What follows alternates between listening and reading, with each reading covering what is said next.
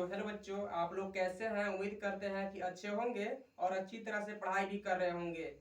तो किसी कारणवश हम लोग 3 से 4 दिन नहीं पढ़ा पाए, तो उम्मीद करते हैं कि अब कंटिन्यू रहेगा। तो मैं हूँ सोनू सर, जो कि आप लोग के पता होगा। तो कुछ टॉपिक्स छूट गया था, आज कवर करने वाला हूँ। तो अगला देखिए, अगला है अपरिमेय संख्या, इरेशनल नंबर्स। इसको अंग्रेजी में कहते हैं इरेशनल नंबर्स। वैसे संख्या जिसे p बटा q के रूप में नहीं लिखा जा सकता है। याद रखिएगा, वैसे संख्या जो p बटा q के रूप में नहीं लिखा जा सकता है, और जहां p और q कोई पूर्णांक हो। पूर्णांक का कहने का मतलब हो 0 1 2 3 4, आप लोग के लिखवाया हुआ हूं। 0 1 2 3 4 5 6 7 8 9 और -1 -2 हो सकता है, वही पूर्णांक संख्या होता है। तो और लिखा हुआ है q does not equal to 0, यानी कि हर में 0 नहीं होना चाहिए, अंश में 0 हो सकता है।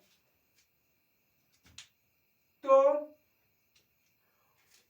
वैसे संख्या जिसे p बटा q के रूप में लिखा जा सकता है, जहां p और q कोई पूर्णांक हो, q does not equal to 0 नहीं हो, 0 के बराबर नहीं हो, उसे अपरिमेय संख्या कहते हैं।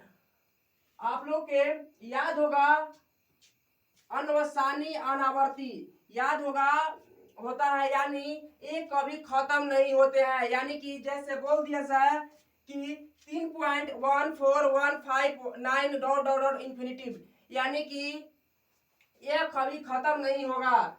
तो और यह बात और है, जैसे में पाई √3 3.14159 डॉट डॉट डॉट इंफिनिटिव, यानी कि यह सब हो सकता है। एक लाइन में याद रखिएगा कि रूट कि जिसका वैल्यू ना लिख ले उसे हम अपरिमेय संख्या कहते हैं। जैसे बोल दिया जाए √2 या √3, याद रखिएगा आप लोग √4 नहीं होता है, क्योंकि √4 का मतलब होता है निकले का बाहर तो 2 होता है, यानी कि यह याद रखिएगा परिमेय संख्या हो जाएगा। तो उम्मीद करते हैं कि आप लोग अच्छी तरह समझ रहे होंगे।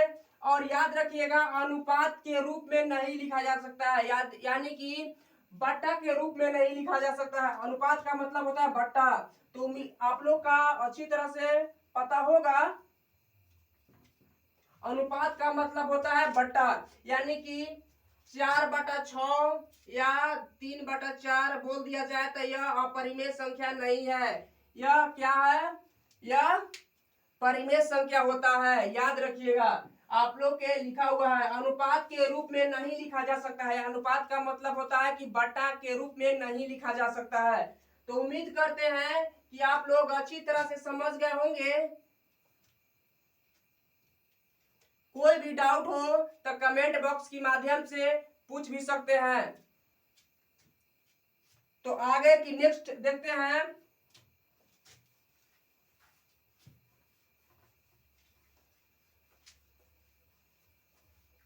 और अगला इसी में लिखिएगा,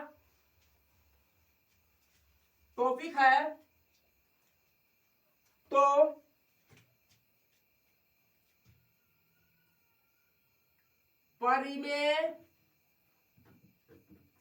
परिमेय संख्या और याद रखिएगा परिमेय संख्या और अपरिमेय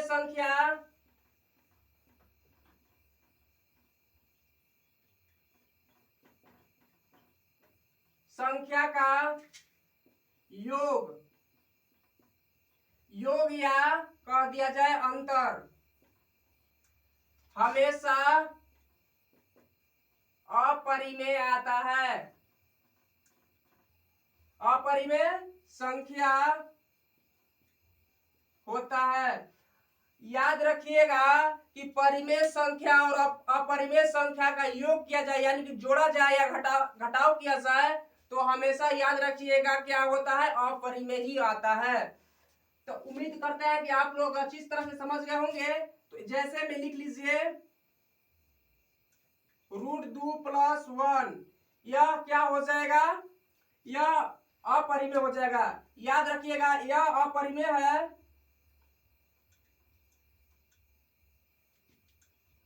अपरिमेय, और यह है परिमेय। याद रखिएगा आप लोग, अपरिमेय और परिमेय संख्या मिलकर अपरिमेय संख्या का निर्माण करता है। तो उम्मीद करते हैं आप लोग अच्छी तरह से समझ गए होंगे। यह है परिमेय संख्या। परिमेय संख्या क्यों हुआ, क्योंकि यह आसान, यह चलते रहेगा, अनआसानी आती है। तो उम्मीद करते हैं कि आप लोग अच्छी तरह समझ गए होंगे। और याद रखिएगा √4 या √9, ठीक है, √4 या √9, यह इसका वैल्यू होता है 2 और 3, यह परिमेय संख्या होता है। तो याद रखिएगा जिसका वैल्यू न लिख ले, रूट में हो जाए, वह क्या होता है, अपरिमेय होता है। तो याद रखिएगा अपरिमेय संख्या और परिमेय संख्या का योग या घटाव या जोड़ किया जाए तो हमेशा याद रखिएगा क्या होता है, अपरिमेय ही आता है। उम्मीद करते हैं कि अच्छी तरह से समझ गए होंगे। तो अगला टॉपिक देखिए,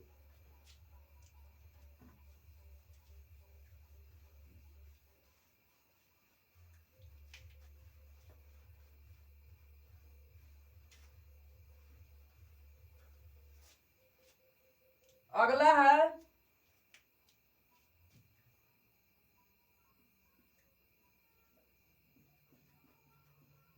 सम संख्या, यानी कि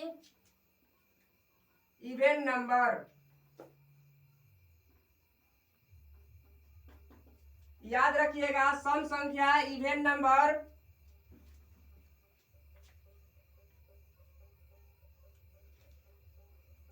लिखिएगा वे संख्या जो 2 से पूरी तरह से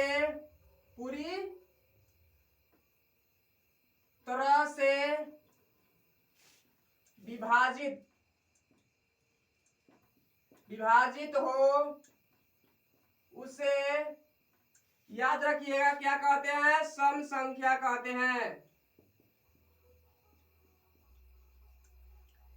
याद रखिएगा वैसे संख्या जो 2 से पूरी तरह से विभाजित हो उसे हम लोग सम संख्या कहते हैं। याद होगा, इसका अंग्रेजी होता है इवेन नंबर्स। तो याद रखिएगा वे संख्या जो 2 से पूरी तरह से विभाजित हो उसे हम सम संख्या कहते हैं। तो याद रखिएगा एक और, इसका स्टार मार्क है, इकाई अंक का संख्या 0, 2, 4, 6 और 8 हो, वह सम संख्या होता है। याद रखिएगा कि जिसका इकाई अंक 0, 2, 4, 8 हो वह सब सम संख्या होता है। इकाई अंक का मतलब जो लास्ट में होता है। तो याद रखिएगा सम संख्या इवेन नंबर्स वे संख्या जो 2 से पूरी तरह से विभाजित हो उसे सम संख्या कहते हैं। तो आप लोग अच्छी तरह से समझ गए होंगे। एग्जाम्पल लिख लीजिए 2, 4, 6, 8, 10, 12, 14 ... या इंफिनिटिव कुछ भी कर सकते हैं। तो उम्मीद है आप लोग अच्छी तरह समझ गए होंगे। जैसे में 14 है, इसका भाग देंगे 2 से तो 2 सते 14, यानी कि पूरी तरह से विभाजित हो गया, यानी कि शेषफल 0 हो गया। शेषफल 0 हो जाना चाहिए, याद हो, उसे सम संख्या कहते हैं। उम्मीद करते हैं कि आप लोग अच्छी तरह समझ गए होंगे। तो अगला टॉपिक देखिए,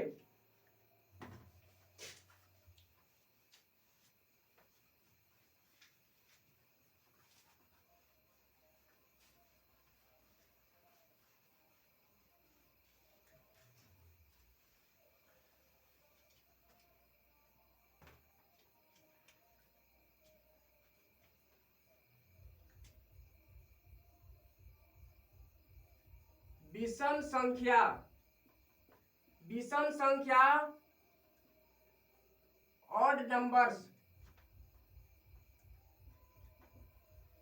याद रखिएगा, वैसे संख्या जो 2 से पूरा पूरी विभाजित न हो उसे हम विषम संख्या कहते हैं, ऑड नंबर्स कहते हैं। तो आप लोग का याद होगा, विषम संख्या उसे कहते हैं, लिखेंगे वे संख्या जो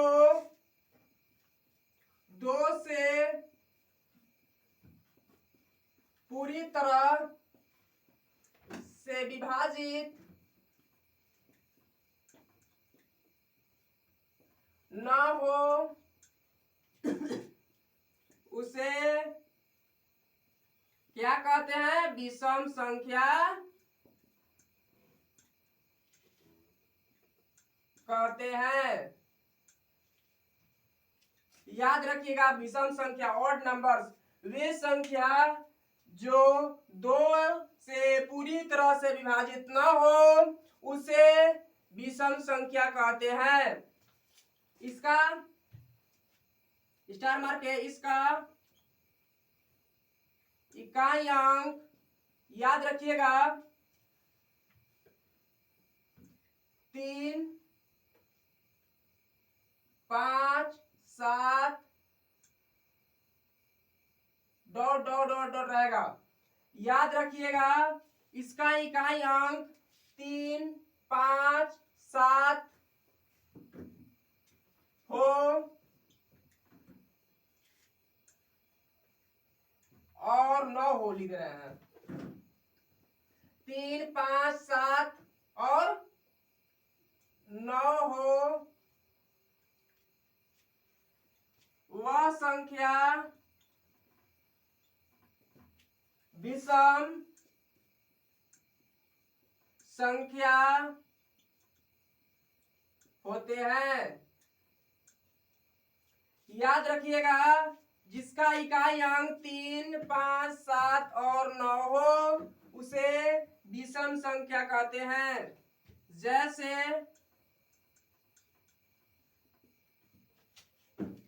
3 हो गया, 5, 7, 9, 11, 13 डॉट डॉट डॉट। याद रखिएगा, विषम संख्या वे संख्या जो 2 से पूरा पूरी विभाजित न हो उसे हम विषम संख्या कहते हैं।